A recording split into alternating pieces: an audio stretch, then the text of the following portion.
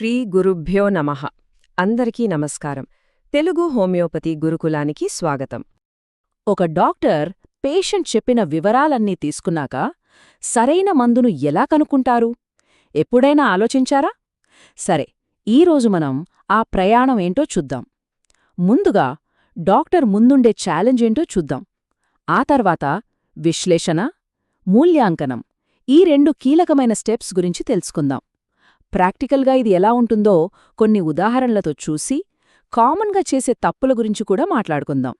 చివరగా ఈ ప్రాసెస్ అంతా ట్రీట్మెంట్కి ఎలా దారితీస్తుందో చూద్దాం. పదండి, మొదలు పెడదాం.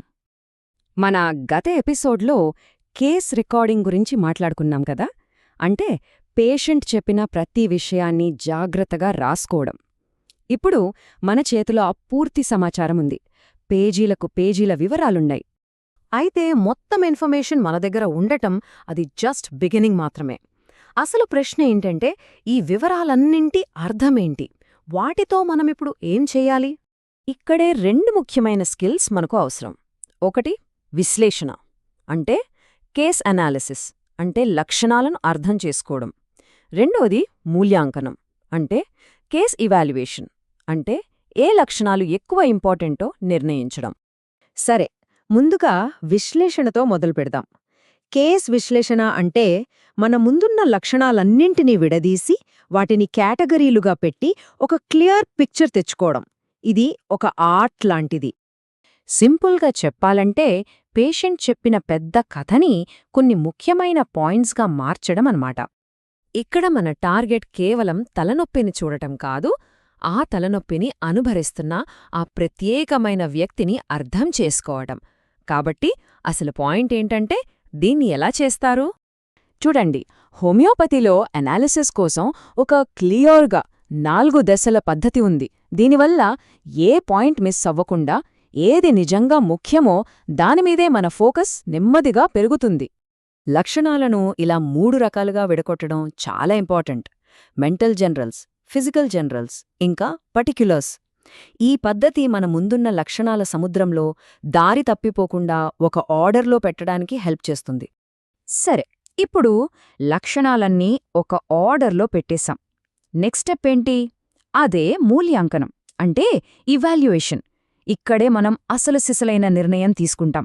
అంటే ఏ లక్షణాలు మనల్ని కరెక్ట్ మందువైపు నడిపిస్తాయో తేల్చుకుంటాం. ఇక్కడ మెయిన్ ప్రిన్సిపల్ ఒకటే: ఏదైతే చాలా వింతగా, అసాధారణంగా ఉంటుందో అదే మనకు చాలా విలువైనది. ఉదాహరణకు, జలుబు చేసినప్పుడు ముక్కు కారడం కామన్, కాని ఒక వ్యక్తి బాధపడినప్పుడు మాత్రమే ముక్కు కారుతోందంటే అది చాలా విచిత్రమైనది, చాలా ముఖ్యమైనది. మెంటల్ అండ్ ఎమోషనల్ సిమ్టమ్స్కి ఎప్పుడూ టాప్ ప్రయారిటీ ఉంటుంది. ఆ తర్వాతే శరీరం మొత్తానికి సంబంధించిన జనరల్ సిమ్టమ్స్. ఇక ఆ తర్వాతే ఒక స్పెసిఫిక్ పార్ట్కి సంబంధించిన లక్షణాలు వస్తాయి. సరే, ఈ థియరీ అంతా ప్రాక్టికల్గా ఎలా వర్క్ అవుతుందో చూద్దామా?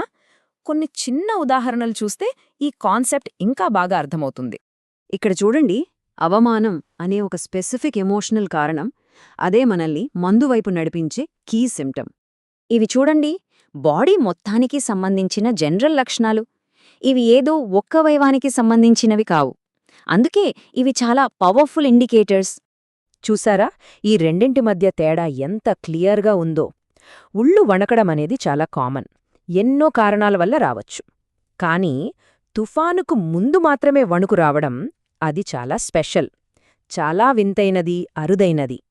అది ఆ ఒక్క వ్యక్తికి మాత్రమే సంబంధించిన యునీక్ సిమ్టమ్ అన్నమాట. అదే మనకు కావాల్సింది. ఇంత క్లియర్ ప్రాసెస్ ఉన్నా కూడా కొన్నిసార్లు తప్పుడు నిర్ణయానికి దారితీసే కొన్ని కామన్ మిస్టేక్స్ జరుగుతూ ఉంటాయి.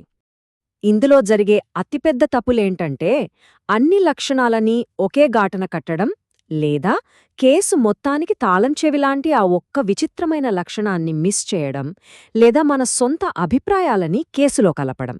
సరే, ఇప్పటిదాకా మనం నేర్చుకున్నదంతా ఒక్కసారి క్విక్గా రివైజ్ చేసుకుందాం. సింపుల్: విశ్లేషణ ఏమిటి అని అర్థం చేసుకోవడానికి హెల్ప్ చేస్తుంది.